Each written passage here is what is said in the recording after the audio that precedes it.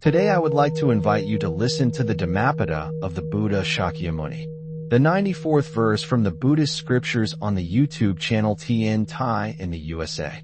He whose senses are subdued, like steeds well trained by a charioteer, he whose pride is destroyed and is free from the corruptions, such a steadfast one even the gods hold dear.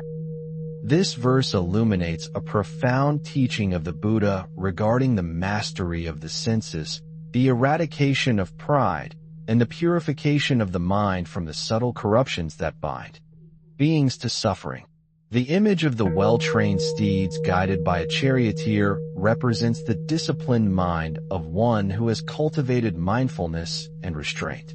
Just as a charioteer skillfully controls each horse, directing them with wisdom and gentleness so that they move in harmony and with purpose, the practitioner who subdues the senses maintains mastery over desires, aversions, and impulses. Such a mind is steady, balanced, and resilient, not easily disturbed by external circumstances or internal turbulence.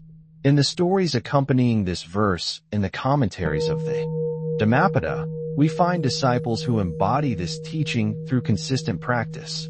A monk who has trained his senses does not react impulsively to sights, sounds, tastes, touches, or thoughts.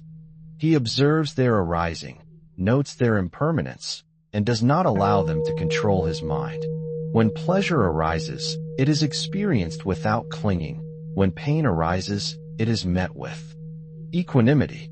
Each sensory experience becomes an opportunity for mindfulness, reflection, and the cultivation of insight. The suppression of the senses does not mean rejection or denial, but conscious mastery.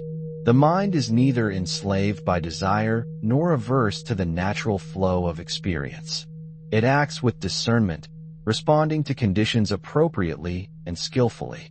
The destruction of pride, another aspect highlighted in this verse, is equally essential. Pride, whether subtle or overt, obscures insight and binds the mind to a false sense of self. The practitioner reflects on the impermanent nature of status, appearance, and personal achievements, understanding that true worth lies in the cultivation of virtue, awareness, and compassion. In the lives of the Buddha's disciples, pride is gradually replaced by humility, gentleness, and respect for all beings. They recognize the interconnectedness of life and the equality of all sentient beings, understanding that attachment to superiority or recognition is an obstacle to liberation.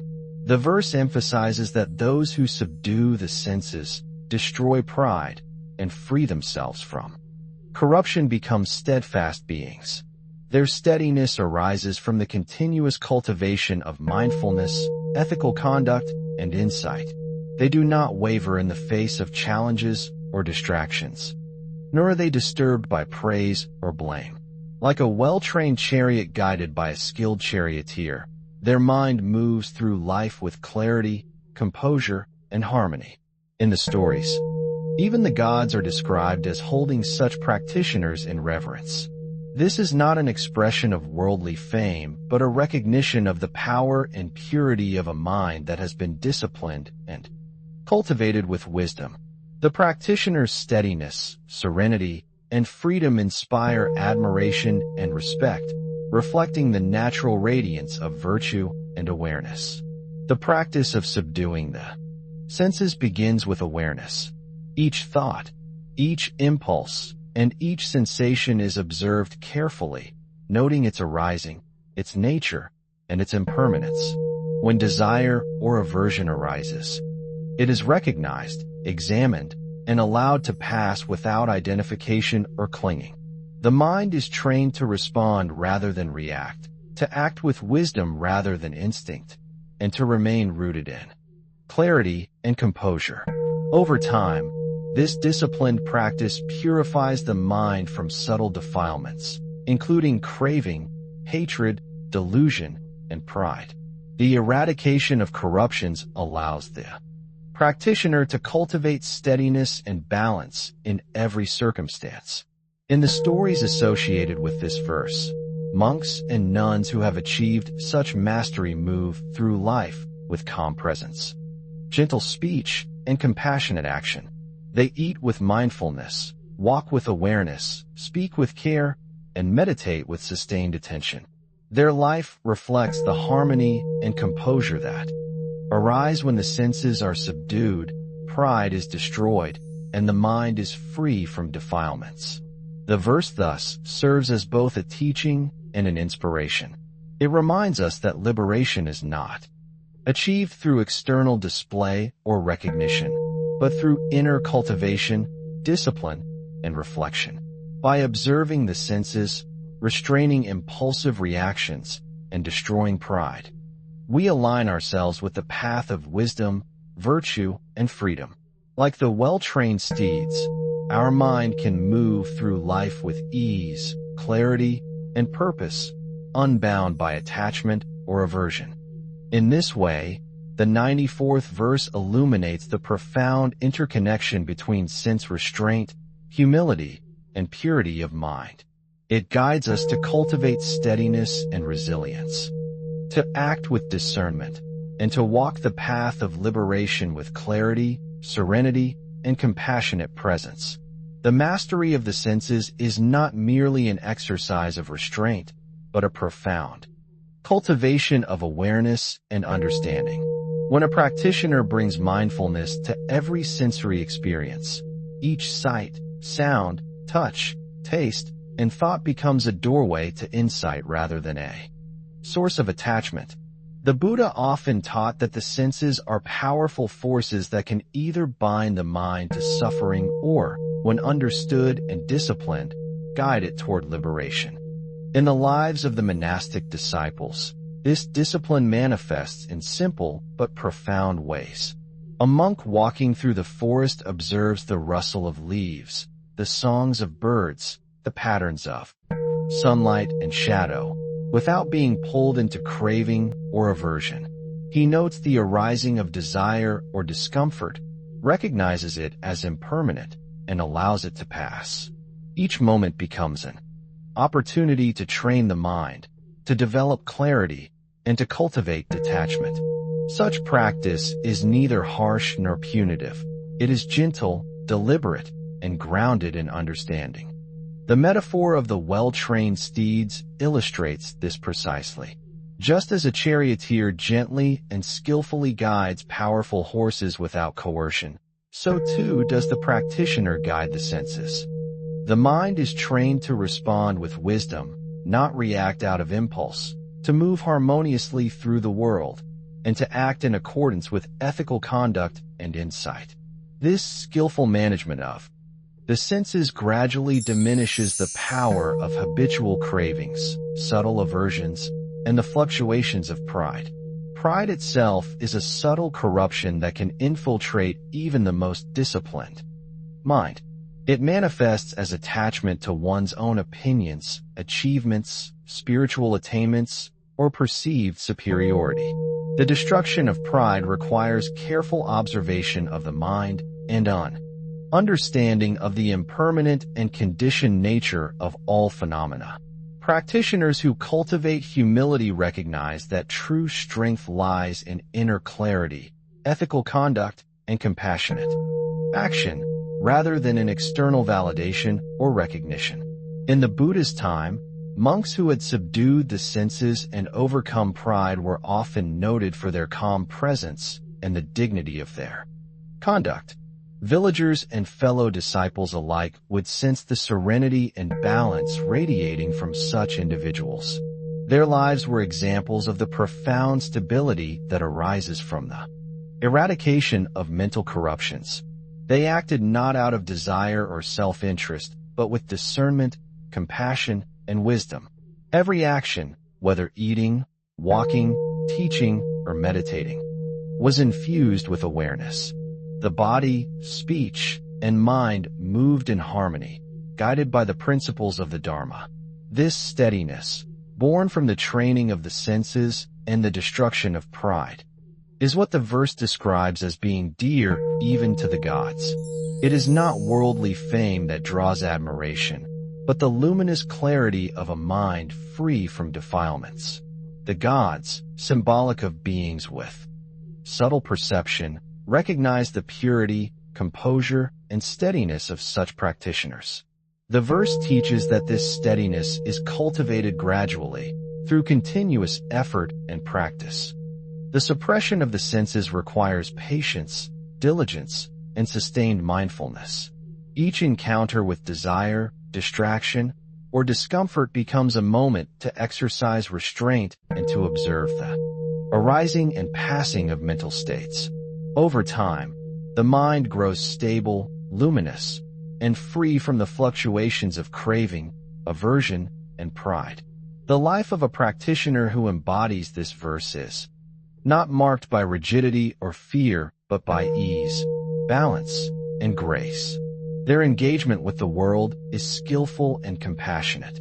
They are fully present in each moment, neither entangled in past regrets, nor grasping for future outcomes. Their heart is steady, their mind radiant, and their actions aligned with the Dharma. The practice of sense restraint and humility is thus both a personal cultivation and a path that benefits others.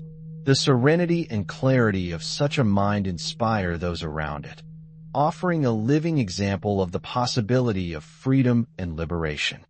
The verse reminds us that inner mastery is more valuable than external power or wealth. The well-trained mind, disciplined and free from pride, embodies qualities that are cherished across realms, demonstrating the transformative potential of the Dharma. The teachings call us to reflect on our own attachments and subtle corruptions, and to cultivate restraint, awareness, and humility. Through consistent mindfulness and gentle self-discipline, we can guide our senses as skillfully as a charioteer guides his horses, allowing the mind to move harmoniously through life, free from the turbulence of craving and pride. In this way, the 94th verse illuminates the path of steadfastness, showing us that liberation is achieved not through external circumstance, but through the quiet, diligent, and continuous cultivation of inner freedom, clarity, and virtue. The practitioner's life becomes a living embodiment of the Dharma, demonstrating that ethical conduct, mindfulness, and humility are the foundations of true steadiness and spiritual radiance.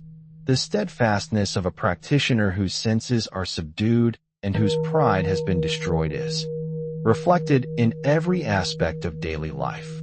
Such a person walks in the world like a river flowing smoothly over stones, neither diverted by obstacles nor creating turbulence.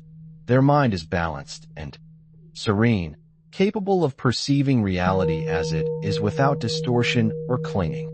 In the lives of the Buddha's disciples, we observe that this balance allows for deep compassion, insight, and discernment. When interacting with others, the practitioner speaks with kindness, yet with clarity, neither inflating the self nor diminishing the dignity of others. Their actions are deliberate and appropriate, arising from wisdom rather than impulse. They exemplify the Buddha's teaching that mastery of the senses and the eradication of pride is not an isolated spiritual exercise, but a living practice integrated into the flow of life. Even in moments of challenge, such as encountering illness, scarcity, or misunderstanding, the mind remains steady. The practitioner does not react with anger or frustration, but observes the arising of mental and emotional states with equanimity. This continuous vigilance and mindfulness gradually purifies subtle corruptions in the mind, enabling insight to emerge naturally. The verse's metaphor of well-trained steeds extends beyond mere self-control. It highlights the harmony that arises when the mind is disciplined yet flexible, alert yet calm. Just as the horses respond to the guidance of the charioteer with grace and strength, the senses of a well-trained practitioner are responsive but not enslaved by desire or aversion.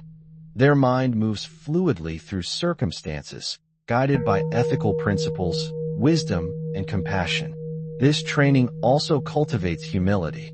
As pride is dissolved, the practitioner recognizes the impermanent and interdependent nature of all phenomena.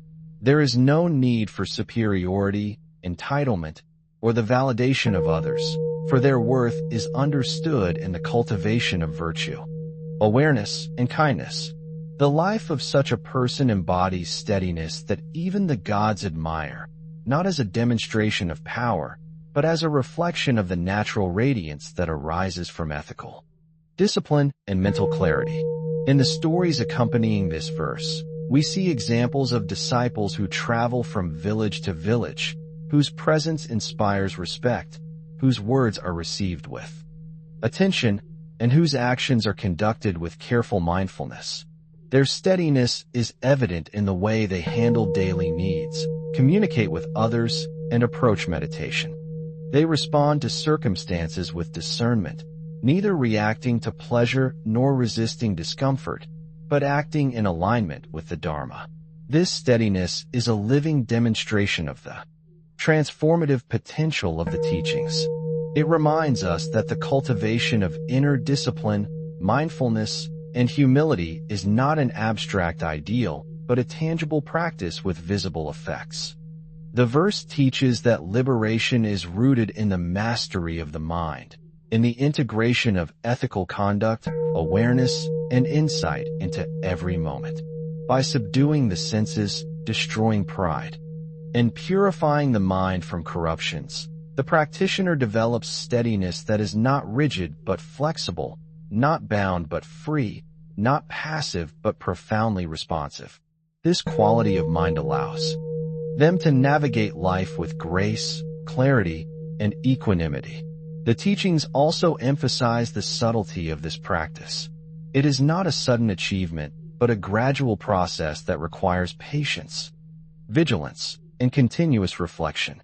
Each sensory experience, each thought, each emotional reaction becomes an opportunity to observe, release, and cultivate steadiness. With consistent practice, the mind becomes luminous, serene, and resilient. Like the disciplined horses guided by a skilled charioteer, the mind moves harmoniously, neither entangled in desire nor constrained by fear or aversion. This cultivation benefits not only the practitioner, but also those around them. The presence of such a steadfast mind radiates calmness, clarity, and compassion, inspiring others to follow the path with diligence and mindfulness. The verse encourages us to engage in this practice in our daily life, observing our senses, restraining impulses, reflecting on pride, and cultivating clarity. By doing so, we gradually develop steadiness that is resilient and radiant, a mind that is both free and inspiring, aligned with the path of liberation and the principles of the Dharma. As we reflect on the 94th verse of the Dhammapada, we are reminded of the profound importance of sense restraint, the eradication of pride, and the cultivation of steadfastness. The practitioner who follows this path moves through life with clarity, balance, and compassion, like well-trained steeds guided by a wise charioteer. Their mind is serene, radiant, and free from corruption, embodying the Dharma in every thought, word, and action. May this teaching inspire us to observe our senses with mindfulness, to release pride and attachment, and to cultivate steadiness and inner freedom in all aspects of life. Thank you for watching my video. Namalamitba. I wish to bring this merit towards all disciples and sentient beings, all of whom will attain Buddhahood. Remember to like, share, and subscribe to my YouTube channel. I really appreciate your time.